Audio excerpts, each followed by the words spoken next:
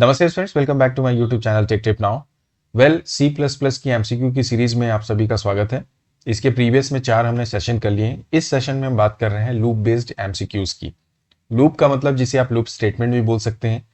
Flow of control का ये part होता है जिसे कंट्रोल स्ट्रक्चर के अंदर भी हम रखते हैं और इसे रिपीटेशन स्ट्रक्चर के नाम से भी हम जानते हैं। ज़्यादातर हम इसे while loop, do while loop या फॉर लूप के नाम से भी जानते हैं, जिसके प्रैक्टिकल जो प्रयोग होते हैं वहाँ की उस हिसाब से मैं बात कर रहा हूँ। सेशन स्टार्ट करने से पहले आपकी जानकारी के लिए बता दूं, आपको किसी भी तरह की कोई भी जानकारी या ट्यूटोरियल चाहिए, एमसीक्यू या किसी भी प्रकार की वीडियो ट्यूटोरियल की अगर आप बात करें, वीडियो के डिस्क्रिप्शन को आप चेक कर लीजिएगा। आइए अब हम लूप बेस्ड क्वेश्चंस को एक एक करके डिस्कस करते हैं। सो आप अपनी स्क्रीन पे देख पा रहे होंगे, मैं थोड़ा सा और इसे बड़ा कर देता हूं ताकि और क्लैरिटी मिले। This is my first question of this session. It is asking that predict the output of this given code. आप यहाँ पर इस कोड को देखो, यहाँ पर ये बोलता है x equal to 1, i equal to 2। मैंने x में 1 डाला, i में यहाँ पे 2 डाल दिया। इसके बाद ये एक्सप्रेशन आप देखो, डू वाइल लूप है। डू वाइल को हम जानते हैं किस नाम से?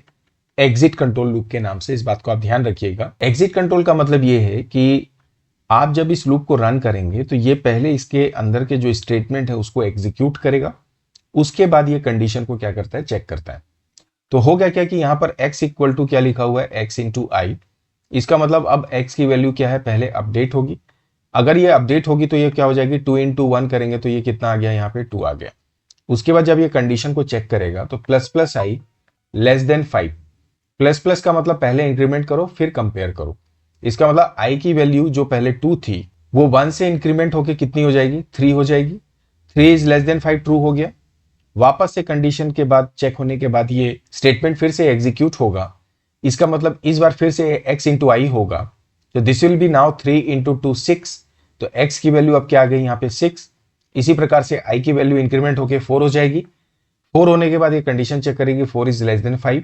वापस से एग्जीक्यूट होगा स्टेटमेंट और this time this will be 6 into 4 equal to 24। इसके बाद ये वैल्यू इंक्रीमेंट होकर हो जाएगी 5 और जब ये 5 होगा तो 5 इज लेस देन फॉल्स, तो ये गलत हो गया। आंसर हमको मिल जाएगा यहाँ पर 24। So the correct answer of this question is 24। I move to the next now. Find the output of given code if r equal to 1। अब देखिए यहाँ पे i है, काउंटर है, r इक्वल टू 1 किया। अब यहाँ पे ये लूप स्टार्ट हो रहा है 0 से लेकर 10 तक i प्लस प्लस, लेकिन इसके बाद में यहाँ पे सेमी कॉलन डाला हुआ है। उसके बाद इसके अंदर ये स्टेटमेंट है r equal to r into I. अब होगा क्या, जब आप इस कोड को ध्यान से देखें तो आपके दिमाग में ये क्वेश्चन आ गया होगा कि जब भी आप कोई फॉर लूप लगाते हैं तो उसमें लास्ट में कहीं पे भी सेमीकोलन नहीं होता। उस दौरान ये जो स्टेटमेंट है वो बाकायदा रिपीट होगा। लेकिन जब आप सेमीकोलन डाल देते हैं, सेमीकोलन डालने का मतलब ये है कि ये जो फॉर लूप है i equal to 0, i is less than 10 और उसके बाद semicolon i plus plus semicolon, ये पूरा का पूरा अलग स्टेटमेंट है। और उसके बाद r equal to r into I जो है उसका अब इस फॉर लूप से कोई संबंध नहीं है। इसका मतलब ये है कि जब ये कोड एग्जीक्यूट होगा तो i जो है 0 से स्टार्ट होगा, हर बार इंक्रीमेंट होगा, कंडीशन चेक होगी और ये 10 दफा चलेगा और i की जो लास्ट वैल्यू होगी वो 10 होगी। क्यों? क्योंकि जब 0 है तो ट्रू है, 1 है तो ट्रू है, 9 होगा तब ट्रू होगा, जब ये 10 होगा तो फॉल्स हो जाएगा। मतलब ये लूप का रिपीटेशन बंद हो गया। अब इसके बाद में जब i की वैल्यू 10 होगी तो जैसे मैंने आपसे कहा कि ये सेमीकोलन लग गया, मतलब ये दोनों स्टेटमेंट जो है वो अलग अलग हैं। तो अब ये r equal to r into I जो है वो एग्जीक्यूट होगा और उस दौरान r की वैल्यू 1 है तो r equal to 10 into 1 equal to ये हो जाएगा 10। इसका मतलब r की वैल्यू हो गई 10 और i की वैल्यू भी हो जाएगी 10। तो करेक्ट आंसर जो होगा that is my option number B. So this is how we can get the answer of this question. I move to the next now. यहां पर ये बोलता है कि the break statement causes an exit. जब आप किसी भी ब्लॉक में ब्रेक स्टेटमेंट लगाते हैं तो ये बेसिकली क्या करता है, आपने देखा होगा ज्यादातर हम इसमें स्विच में प्रयोग करते हैं या फिर हम लूप में इसका प्रयोग करते हैं और जरूरत पड़ने पर कई बार आप इफ वगैरह में भी इसका इस्तेमाल करते हैं। अब यहां पर ब्रेक का फायदा क्या है, या मतलब ब्रेक का एग्जिट होने से क्या होता है, तो ये एग्जिट करता है only from the inner most loop, जो सबसे अंदर का लूप है, only from the innermost switch, from all loops and switches, from the innermost loop or switch। तो देखिए खाली इनरमोस्ट लूप से तो नहीं करेगा, ना ही स्विच से करेगा, तो ये दोनों गलत है। ये दोनों सही है नीचे की कि सारे ही लूप या स्विच से या इनरमोस्ट लूप या स्विच से। तो ज्यादा जो सही आंसर है वो है ऑप्शन नंबर डी, क्योंकि आपका एक फॉर है, ठीक है, उसके अंदर एक और फॉर आपने लगाया है, तो हो सकता है इसका भी स्टेटमेंट हो कुछ यहाँ पे। तो अगर ब्रेक यहाँ पर है तो इसका तात्पर्य इस ब्लॉक से आप एग्जिट करो, मतलब इनर मोस्ट वाले से। तो करेक्ट आंसर ऑप्शन डी है। अगला है the exit function breaks out of, मतलब एग्जिट फंक्शन ये भी उसी से रिलेटेड हो गया, रूप थोड़ा अलग है। The function it appears in, the loop it appears in, the block it appears in, the program it appears in. मतलब जो एग्जिट फंक्शन है, ऊपर में हम ब्रेक कीवर्ड की सॉरी बात कर रहे थे, ये ब्रेक और ये दूसरा एग्जिट है। अब एग्जिट फंक्शन क्या करता है, सिस्टम डिफाइंड फंक्शन है, प्रोसेस डॉट एच में अवेलेबल होता है। अब ये जब आप फंक्शन को किसी कोड में लगाते हैं तो ये किसी ब्लॉक से या किसी फंक्शन या लूप से ये एग्जिट नहीं करता, ये सीधे सीधे पूरे प्रोग्राम से क्या कर देगा, आपके प्रोग्राम से बाहर आ जाता है, प्रोग्राम से ये एग्जिट कर जाता है। तो करेक्ट आंसर है द प्रोग्राम इट अपीयर्स, ना कि फंक्शन, ना कि लूप या block. I move to the next. Which of the following can be best used when number of iterations are confirmed. मतलब जब रिपीटेशंस कंफर्म होते हैं, मतलब जब आप कोई लूप चला रहे हैं और आपको ये पता है कि ये लूप 10 बार चलेगा या 20 बार चलेगा, कंफर्म है, तो उस सिचुएशन में कौन सा लूप इनमें से सबसे सही फिट बैठता है आपके कोड के लिए। तो देखिए दो टाइप से इटरेशन होते हैं, एक बार कंफर्म होता है, कई बार नहीं होता है। नहीं कब होता है, जैसे आप जब चॉइस का प्रोग्राम बनाते हैं, do you want to continue, yes और नो। अब आप 10 बार यस करोगे तो 10 बार चलेगा, 20 बार करोगे तो 20 बार। लेकिन कई बार जैसे कंडीशन ये रहती कि 5 बार, मतलब 5 बार ही लूप चलेगा। जैसे फैक्टोरियल है, आपने 5 डाला तो 5 टाइम्स ही चलेगा, तो वो फिक्स हो गया। तो या एडिशन ऑफ 5 नंबर्स या एडिशन ऑफ 10 नंबर्स या हेलो को 10 टाइम डिस्प्ले करना है, वो फिक्स है।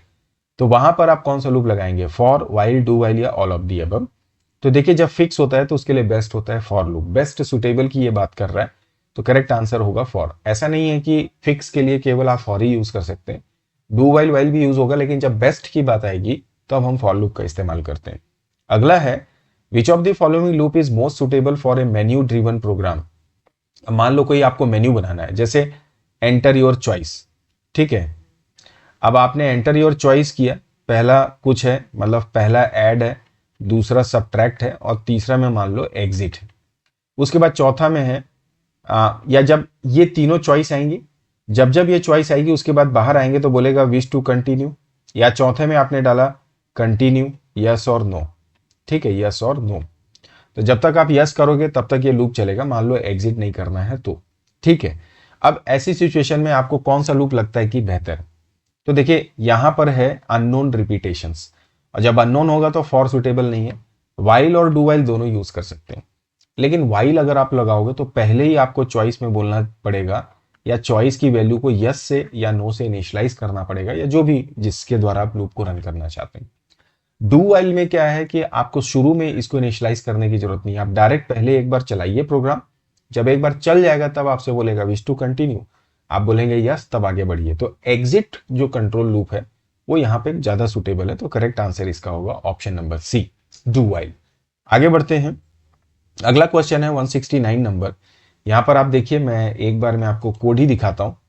यहां पर ये बोलता है कि इसका आउटपुट क्या होगा, A5 में डाला आपने 1, B equal to 0, C equal to 0, B equal to 0, less than equal to 4, B plus plus, C out AB। तो इसका जो आंसर है वो क्या आना चाहिए। अभी देखिए यहां पर AB बोल रहा है, देखिए जब आप A5 करोगे, ठीक है, तो A5 में आपने केवल एक ही वैल्यू डाली। जब आप एक ही वैल्यू डालोगे तो ऑब्वियसली यहां पर B का पोजीशन 0 में तो ये 1 आएगा, बाकी पोजीशन में क्या दिखाएगा आपको, तो वहां पर क्या होगा, क्योंकि चूंकि सिर्फ एक ही वैल्यू हमने डाली इसकी 0 पोजीशन में, तो बाकी जो 4 पोजीशन है वो इनिशियलाइज हो जाएंगी 0 से। तो जब आप इस कोड को एग्जीक्यूट करोगे B1, B2, B3, B4 में, तो उस पोजीशन में ये 0 दिखाएगा।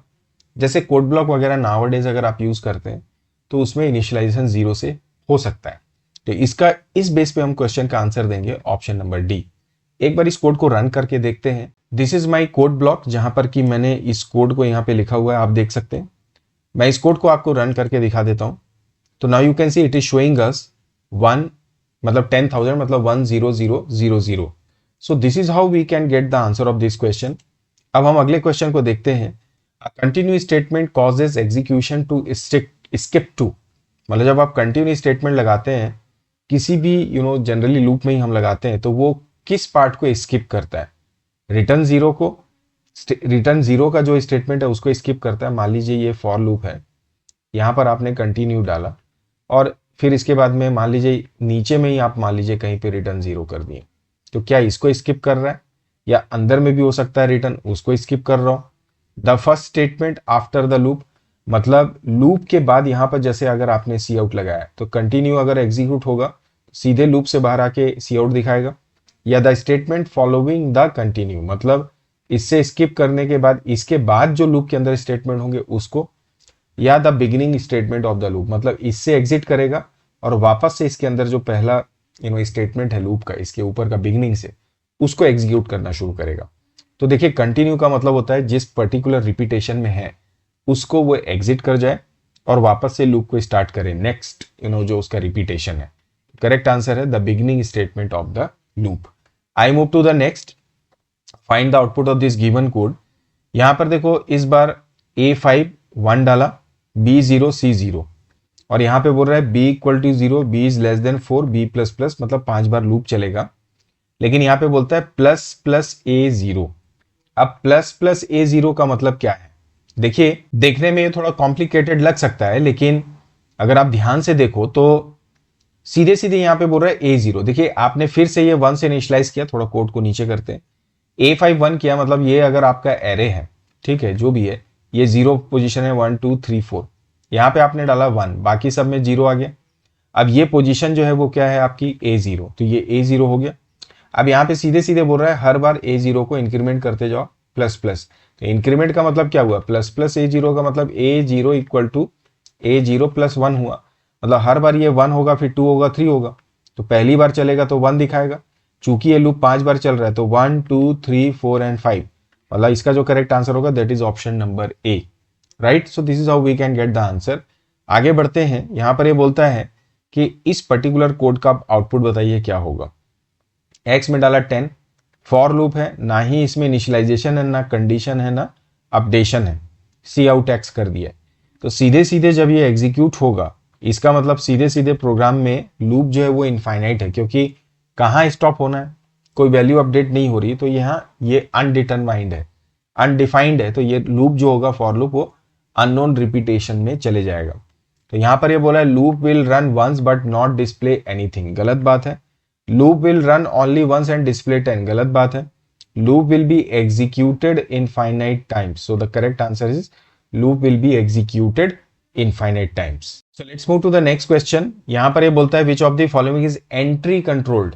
देखिए अभी 2-3 दफा मैंने आपसे बात की एंट्री एग्जिट कंट्रोल की, तो डू वाइल की बात हुई। जब आप एंट्री कंट्रोल की बात करते हैं तो डू वाइल नहीं होगा, वाइल भी हो सकता है, फॉर भी हो सकता है, क्योंकि पहले वहां पे कंडीशन चेक होती है। कंडीशन चेक होने के बाद लूप के अंदर का जो स्टेटमेंट है वो एग्जीक्यूट होता है। तो more than one of the above जो होगा वो इसका करेक्ट आंसर है। I move to the next now. यहां पर ये बोलता है predict the output of this code. Main है x equal to 10, semicolon, मतलब x तो ऑलरेडी इनिशियलाइज हो गया, x is greater than equal to 0, x minus 1 C out x। लेकिन यहाँ पे देखो फिर से ये सेमी कॉलन है, मैंने पहले बताया। अब ये स्टेटमेंट अलग है और x जो होगा वो अलग होगा। तो ये 10 से चलेगा 0 तक। देखिए 0 के बाद में जैसे ये 0 इज ग्रेटर देन 0 बोलेगा तो सही मिलेगा, फिर ये 0 से हो जाएगा -1। जैसे ही -1 होगा तो ये फॉल्स होगा, मतलब x की लास्ट वैल्यू आएगी -1, और -1 होगा मतलब जब आप डिस्प्ले करोगे, मतलब इसके बाद जो अगला स्टेटमेंट एग्जीक्यूट होगा वो सी आउट x होगा, तो x की वैल्यू दिखाएगा -1। So this is how we can get the answer of this question. I move to the next now. यहाँ पर ये बोलता है कि आउटपुट प्रेडिक्ट करिए, i में 0 x में 0, डू वाइल लूप लगा, x मॉड 5 अगर है मतलब ये 5 का मल्टीपल है तो x को दिखाओ, अदरवाइज x को प्लस प्लस कर दो और फिर उसके बाद प्लस प्लस आई। तो थोड़ा इसको शॉर्ट कर देता हूं, मतलब इसका स्क्रीन को छोटा कर देता हूं ताकि समझ में आए। तो देखिए i में पहले क्या है 0, यहाँ पे मैं लिख लेता हूं, और x में भी है 0। अब बोलता है कि क्या i मॉड 5 इक्वल टू 0, तो बिल्कुल 0 से 0 तो 5 से भाग दोगे तो 0 ही आएगा, तो x की वैल्यू बढ़कर हो जाएगी 1, और यहाँ पे पहले दिखाएगा आपको 0, फिर x की वैल्यू 1 हुई, फिर प्लस प्लस आई होगा मतलब ये 1 हो जाएगा, ठीक है। इसके बाद 1 इज लेस देन 10 सही है, अंदर जाएगा, 2 के लिए चलेगा नहीं चलेगा, 3 के लिए चलेगा नहीं चलेगा, 4 के लिए एग्जीक्यूट होगा इफ नहीं, 5 जैसे ही होगा, मतलब i की वैल्यू जब 5 हुई ये फिर से एग्जीक्यूट करेगा, लेकिन इस बार x की वैल्यू क्या दिखाएगा यहाँ पर 1, क्योंकि लास्ट टाइम ये 1 था। फिर प्लस प्लस करेगा तो x की वैल्यू यहाँ से 2 हो गई। फिर ये लूप चलेगा 6 के लिए, कोई काम नहीं आएगा, 7 8 9 के बाद जैसे ही i की वैल्यू 10 होगी, 10 इज लेस देन 10 फॉल्स हो गया, इसका मतलब प्रोग्राम क्लोज हो गया। हमारा जो यहाँ पर x का आंसर आएगा वो कितना आएगा 0 और 1। तो करेक्ट आंसर हमको क्या मिला यहाँ पे, option number A. I move to the next. The go to statement causes control to go to. Go to क्या करता है, गो टू को हम जंप स्टेटमेंट के नाम से जानते हैं। अब जब भी आप गो टू स्टेटमेंट को लगाते हो तो यहां पर हम प्रयोग करते हैं लेबल का। अब ये फॉरवर्ड जंप भी हो जाता है, तो फॉरवर्ड जब जंप लगाओगे तो लेबल जब आप लेते हो तो यहाँ पे कोलन डालते हैं, तो किसी भी रीजन से अगर ये एग्जीक्यूट होगा तो कंट्रोल यहाँ पे आ जाता है। तो हम यहाँ पर क्या प्रयोग कर रहे हैं, लेबल का। सीधे सीधे आंसर इसका होगा ऑप्शन नंबर बी। अगला क्वेश्चन है, which of the following is the quickest. इनमें से कौन सा सबसे क्विक है, for loop, while loop, do while, या सभी एक स्पीड में काम करते हैं। तो देखिए सीधे सीधे इसका करेक्ट आंसर है लूप का स्पीड जो होता है, ऐसा नहीं कि फॉर स्पीड है, वाइल ज्यादा तेज है या डू वाइल, सभी का स्पीड सेम है। वो डिपेंड करता है उसके अंदर के स्टेटमेंट्स। एक ही सेट ऑफ स्टेटमेंट तीनों में डालोगे, उनका जो टाइम कॉम्प्लेक्सिटी है वो सेम होगा। करेक्ट आंसर होगा ऑप्शन नंबर डी। आगे बढ़ते हैं। How many times following loop will be executed. अब वापस से थोड़ा सा इसको छोटा करना पड़ेगा क्योंकि ये पूरा कोड एक साथ नहीं दिख रहा है। अनसाइंड इंट लगा है, देखिए i इक्वल टू 0, और ये माइनस माइनस आई करके यहाँ पे बोल रहे हैं इक्वल टू 0 तक। अब देखिए क्या होगा कि जब आप इस कोड को एग्जीक्यूट करेंगे, ऑप्शंस देखिए क्या है, 11 10 9 इनफाइनाइट टाइम्स, ठीक है। अब क्या होगा, जब ये रिड्यूस करना शुरू करेगा, 10 चलेगा, 9 चलेगा, 8 चलेगा, 0 तक आएगा। माइनस माइनस आई करोगे 0 तक चलेगा, तो 0 तक तो आ गया। 0 के बाद में यहां पर क्या लिखा हुआ, अनसाइंड इंट। अब 0 को जब ये माइनस माइनस करेगा तो ये अनसाइंड है तो नेगेटिव तो जाएगा नहीं, लेकिन जब ये माइनस करेगा तो ये जो आई है ये एक गार्बेज वैल्यू को कुछ भी 6 8 5 6 कुछ भी दिखाना शुरू करेगा। और जब गार्बेज आ जाएगा तो हर बार ये माइनस करेगा तो वो गार्बेज दिखाते जाएगा। कंडीशन जो होगी वो 0 से कंपैरिजन करते समय हमेशा बड़ी दिखाएगी, क्योंकि एक पर्टिकुलर एड्रेस को वो इंडिकेट कर रहा होगा। तो ऐसी सिचुएशन में ये लूप जो होगा वो इनफाइनाइट टाइम चलेगा। करेक्ट आंसर इसका आएगा ऑप्शन नंबर डी। एक बार इस कोड को हम रन करके भी देखते हैं। So you can see this is my code. अब मैं इसे एक बार रन करता हूं तो आप देखिए ये पूरा इनफाइनाइट टाइम चल रहा है। इसका रीजन वही जो मैंने आपको बताया, चूंकि हमने अनसाइंड इंट किया तो 0 के बाद जब वैल्यू माइनस होगी तो वो किसी अननोन एड्रेस के वैल्यू को शो करना शुरू कर देगा। आगे बढ़ते हैं, अगले क्वेश्चन को हम देखते हैं। नेक्स्ट क्वेश्चन है, in an exit controlled loop, question number 179। थोड़ा सा इसको हम बड़ा कर लें पहले। In an exit control loop if the body is executed n times the test condition is evaluated. मतलब जैसे एग्जिट कंट्रोल का मतलब डू वाइल लगा लो, आप यहाँ पे बोल दो सी आउट। मान लो एक काउंटर लिया, आई 0 कर दो, यहाँ पे सी आउट आई कर दो, ठीक है। अब यहाँ पे सी आउट आई के बाद आई प्लस प्लस कर दो, और यहाँ पे हमने वाइल डाला, वाइल में बोला I is less than equal to 3, ठीक है। अब ये बोलता है कि अगर लूप n बार चलेगा तो कंडीशन कितनी बार चेक होगी। तो हमने आई में 0 डाला हुआ है यहाँ पे, तो जब आई 0 है तो यहाँ पे 0 को डिस्प्ले करेगा। आई की वैल्यू 1 हो गई, तो आई की वैल्यू कितनी हो गई 1। 1 is less than equal to true, condition एक बार चेक हुई, हमारे ये भी एक बार डिस्प्ले हो, तो अगली बार ये अंदर जाएगा, 1 डिस्प्ले करेगा, आई की वैल्यू 2 हो जाएगी। 2 is less than equal to 3, 2 बार कंडीशन चेक हुई, तो अब 2 को डिस्प्ले करेगा। 2 से जैसे ही डिस्प्ले करेगा ये आई की वैल्यू 3 होगी। 3 is less then 3, 3 bar display हो गया, मतलब कंडीशन चेक होगी, और ये भी दिखाएगा 3 को। 3 के बाद ये कंडीशन हो जाएगी 4। 4 is less than equal to 3, तो कंडीशन कितनी बार चेक होगी, 4 बार। तो ऑब्वियसली बॉडी एग्जीक्यूट हो रही है n टाइम्स, तो कंडीशन भी तो आपकी n टाइम ही रन चेक हुई। 4 बार ये डिस्प्ले हुआ, 4 बार कंडीशन भी चेक हुई। सो the correct answer is, I think आपको दिखा नहीं होगा तो मैं यहाँ थोड़ा ऊपर करके आपको दिखा देता हूँ, आप अपने एंड से भी इसको चेक कर सकते हो। मतलब n टाइम लूप चल रहा है, इसका मतलब कंडीशन भी n टाइम चेक होगी। Move to the next now. यहां पर बोलता है कि hash include int main int n for this and that. तो अगर मैं इस कोड को निगलेक्ट कर दूं, यहाँ पे गलत है ये, तो ये n लिया, 9 से चालू हुआ, is not equal to 0, n minus minus 1। यहाँ पे फिर ये n इक्वल टू %d, ये थोड़ा c का आ गया। चलिए, हमारा मकसद है कोड को समझना, लूप को। तो 9 को दिखाएगा, ठीक है। 9 के बाद ये माइनस माइनस होगा तो 8 हो जाएगा n, यहाँ से कंट्रोल यहाँ जाएगा तो ये 7 हो जाएगा, 7 को दिखाएगा, फिर ये 6 होगा, फिर ये 5 होगा, 5 को दिखाएगा, फिर ये 4 होगा, फिर 3 होगा, 3 को दिखाएगा, फिर ये 2 होगा, फिर 1 होगा, 1 को दिखाएगा क्योंकि इज नॉट बोला, 1 के बाद ये 0 होगा, 0 के बाद -1 करेगा तो ये -1 दिखाएगा। तो इस हिसाब से तो ये इनफाइनाइट लूप चले जाएगा क्योंकि वो फिर -1 से और आगे बढ़ता चले जाएगा। तो इसका जो करेक्ट आंसर आएगा वो इनफाइनाइट लूप आएगा। एक बार चलिए इसे भी रन करके हम देख लेते हैं ताकि हमको और क्लैरिटी मिल जाए। सो आप देखिए ये है हमारा कोड जो अभी हमने देखा क्वेश्चन में, इसको एक बार हम रन कर लेते हैं।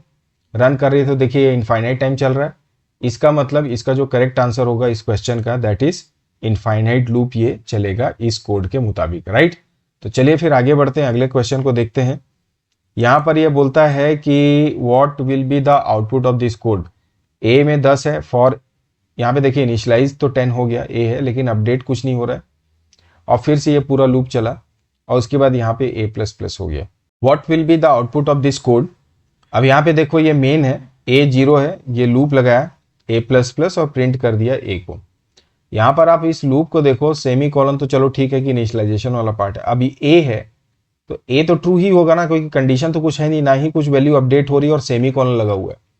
तो ये स्टेटमेंट अलग हो गया, ये स्टेटमेंट अलग हो गया, तो ये तो इनफाइनाइट टाइम चलना शुरू हो जाएगा। तो जब ये इनफाइनाइट टाइम चलेगा तो ये आगे बढ़ेगा ही नहीं, यहाँ तक पहुंचेगा ही नहीं। मतलब जब आप इस कोड को एग्जीक्यूट करोगे तो कुछ भी आंसर नहीं दिखाएगा, करेक्ट आंसर होगा ऑप्शन नंबर डी। ऑलराइट, आइए इस कोड को भी एक बार रन करके एग्जीक्यूट करके देख लेते हैं। सो ये है मेरा कोड। अब मैंने यहाँ पे प्रिंट की जगह सी आउट लगा दिया है क्योंकि मैंने IO स्ट्रीम लिया हुआ है, फिर हम नहीं तो आप stdio.h को लेके भी कर सकते हो। मैं इसे सीधे रन करके आपको दिखा देता हूँ। सो यू कैन सी यहाँ नथिंग इज बीइंग डिस्प्लेड, क्योंकि वो फॉर लूप जो है इनफाइनाइट में चल रहा है, ठीक है ना। तो ये हो गई मेरी बात इस क्वेश्चन की। आगे बढ़ते हैं। The sentinel controlled loop is also called as what. Non repetition, unknown repetition, counter controlled, nested. तो जब सेंटिनेंटल कंट्रोल्ड लूप की हम बात करते हैं तो इसका मतलब है जब रिपीटेशंस जो होते हैं वो कंफर्म नहीं होते हैं, that is option number B. I move to the next question. Predict the output. यहाँ पर a की वैल्यू 5 है, while a is greater than equal to 3, लेकिन यहाँ पे देखो आप सेमीकोलन डाल दिया है। तो यहाँ पर भी वही सिचुएशन हो गई क्योंकि a is greater than equal to 3।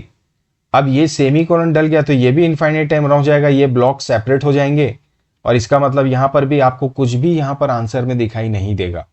तो I think loop run infinite times without printing tempted now is the correct answer. तो correct answer option number D. आगे बढ़ते हैं। यहाँ पर ये मैंने डाला भी हुआ है कि सेमी कॉलन अगर वाइल के बाद आता था तो ये सी आउट और ब्रेक स्टेटमेंट को ब्लॉक से क्या कर देता है, अलग कर देता है, आइसोलेट कर देता है। अगला क्वेश्चन देखते हैं कि मेन है a इक्वल टू 5, फिर से ग्रेटर देन इक्वल टू होगा तो ये रिपीट हो गया, I am sorry for this, ये अभी हमने देखा वही क्वेश्चन है। हम आगे बढ़ते हैं। यहाँ पर ये उसी का एक्सप्लेनेशन दिया है कि इस वाइल लूप का अगर आप देखो सेमी कॉलन इसका पार्ट होगा, सी आउट और ब्रेक अलग हो जाएगा, तो जब इसको पार्ट बना दोगे तो इनफाइनाइट चलना शुरू हो जाएगा, राइट। हम आगे बढ़ते हैं।